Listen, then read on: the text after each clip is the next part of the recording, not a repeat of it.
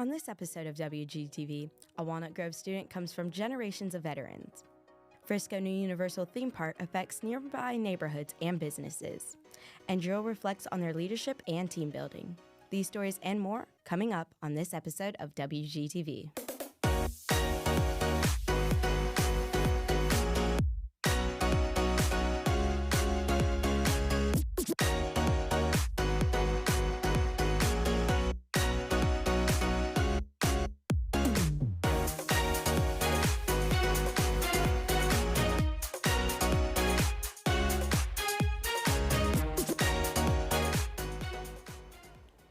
Good afternoon, Wildcats, and thank you for tuning in to this episode of WGTV. Live from the Grove, I'm Gabby Hogue. And I'm Camila Salinas. We have many exciting stories coming up, but first, Camila is going to catch you up on what's been happening at the Grove. Camila? Thank you, Gabby. The holidays are just around the corner. Walnut Grove is hosting its second annual Red Wagon Toy Drive. Each club, organization, and team is asked to gather gifts for kids ages 6 to 18. Groups will then create a red wagon in a winter holiday theme. 2 awards will be given out based on the wagons, one for best decorated and one for the wagon with the most toys. There will then be a parade throughout the main hallway of the school during Grove time next Thursday, the 21st.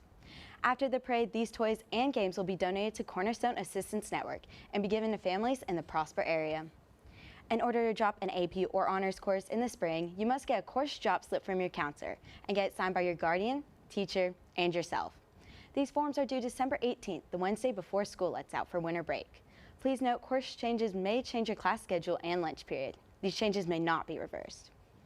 Prosper ISD is looking for community input for the 2025 to 2026 academic calendar. There's currently 2 calendars up for consideration.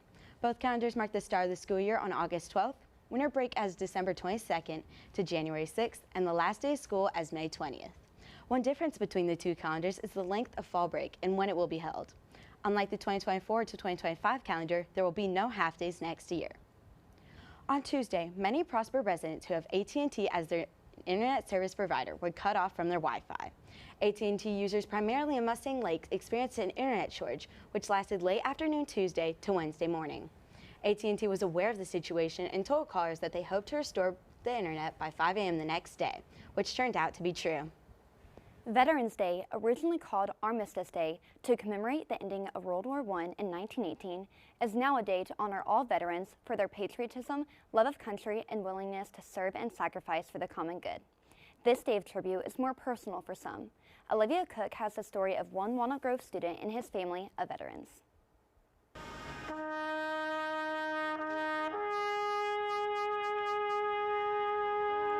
Veterans Day, a time to remember those who have served for our country.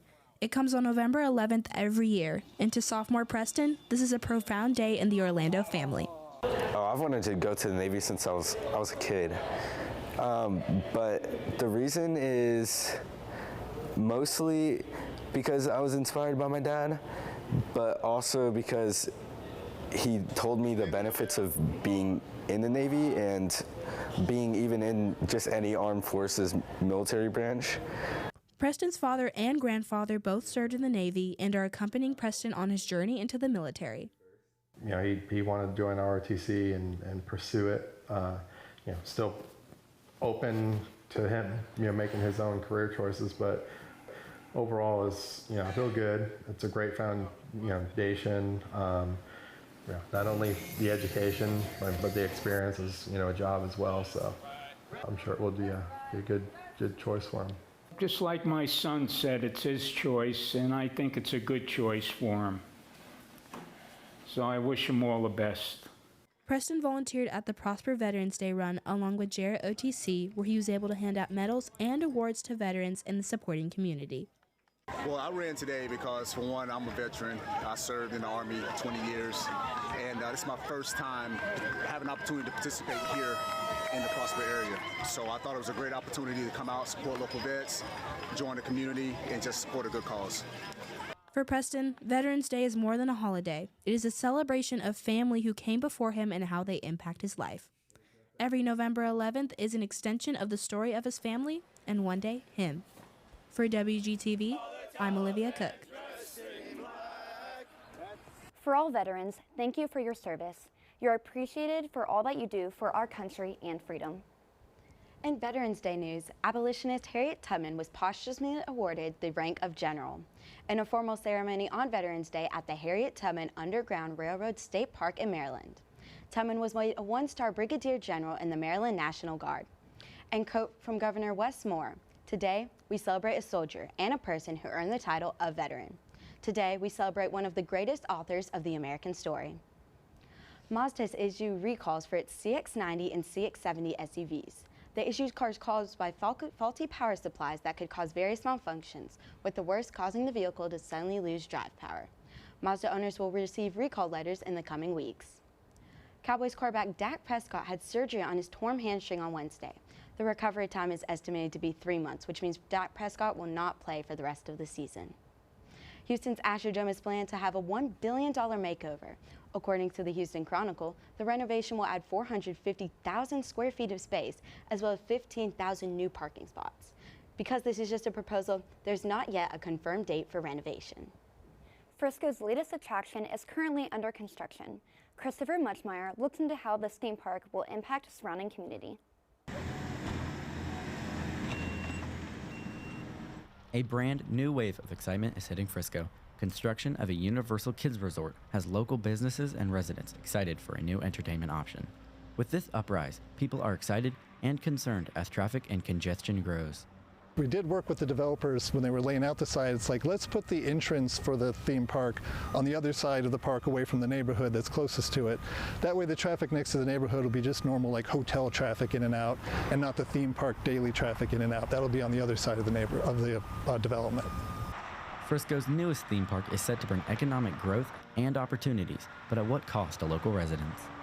The traffic has always been residential for the last 15 years. With construction now, we have all this going on, but again, it's short term. The long-term benefit, the tax dollars increase for the city, the positive things that we'll get from the growth, I think it's all in the big picture, but the commuters will get used to the schedule.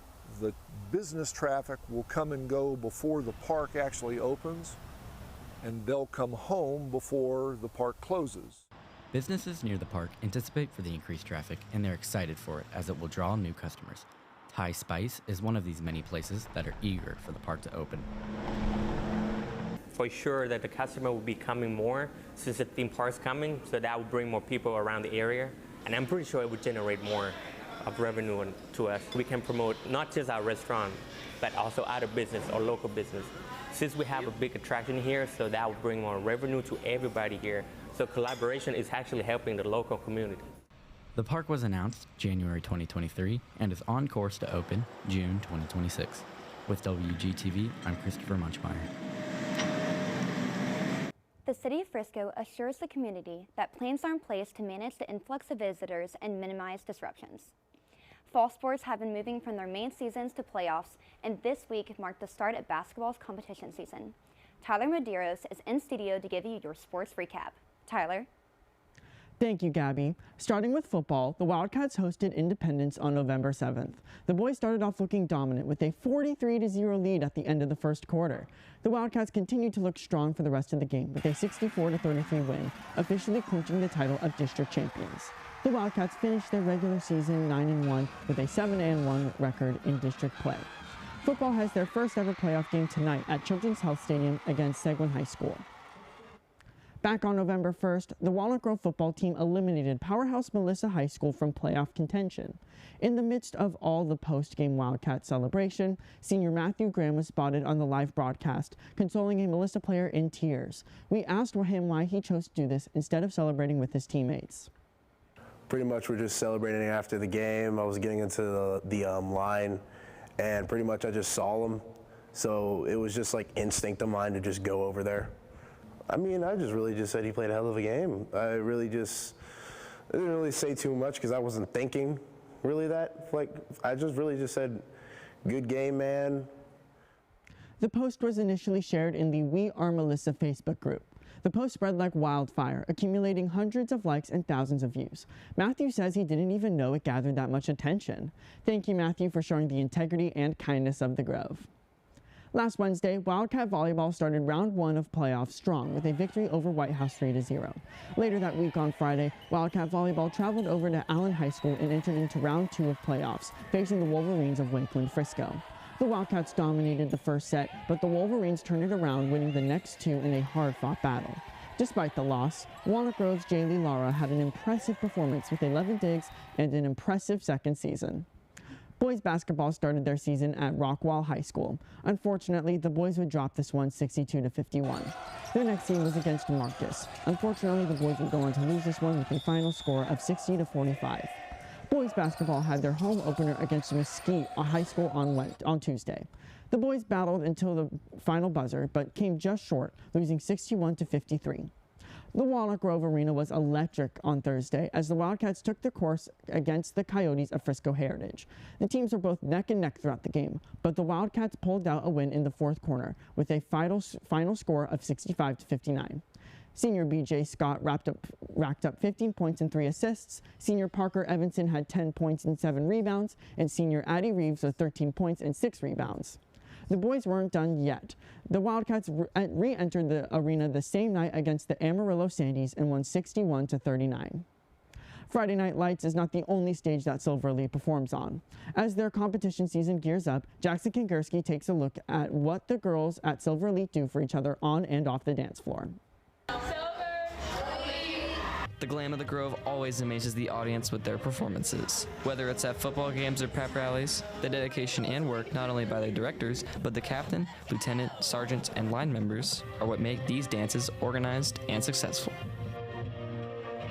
So our captain is our top officer, and her most notable responsibilities for anyone on the outside is she leads the team onto the field of football games, she blows the whistle, makes sure everybody's in time, things like that. Our lieutenants are under her and working with their squads and getting information out from either me or the captain to the rest of the team through their squads. The social officers that are there, they plan social events that we have once a month that range from a multitude of things, and there to keep the spirits up for the team, plan any games. Captain Kaylee Mitchell leads the girls on the field, in the stands, and in practice, keeping the team focused and working hard for a perfect routine. So some things that the captain role has is the meetings with the directors and making sure that we have like the whole week scheduled out and kind of just making sure everyone's always here and on time for practices and performances. The captain also makes sure that like everyone has all their uniforms and like stuff they need so they don't get a demerit, and kind of just making sure everything's in line and in place. As this team gains new members, they are welcomed with open arms and join the girls in this special bond they have together. The officers and sergeants are always there for you, especially me as a freshman who's a rookie on the team this year. They helped me transition from being on a middle school drill team to a high school drill team, which is two like completely different dynamics. The sergeants on the team for sure help us connect with everybody else on the team. So if you're a freshman, they will help like you connect with the senior and help like the team dynamic as a whole become stronger. Silver Elite will continue to perform at playoffs and practice for contest season, taking their relationships with them. For WGTV, I'm Jackson Kingerski. Coach Butler's inaugural season as leader of the Silver Elite has brought the Wildcats their very first district championship title. That's all for your sports recap. For WGTV, I'm Tyler Medeiros. Back to you, Gabby and Camila. Thank you, Tyler. That's all we have for today's episode. For WGTV, I'm Camila Salinas. I'm Gabby Hogue. Thank you for watching, and remember, Wildcats, set the standard.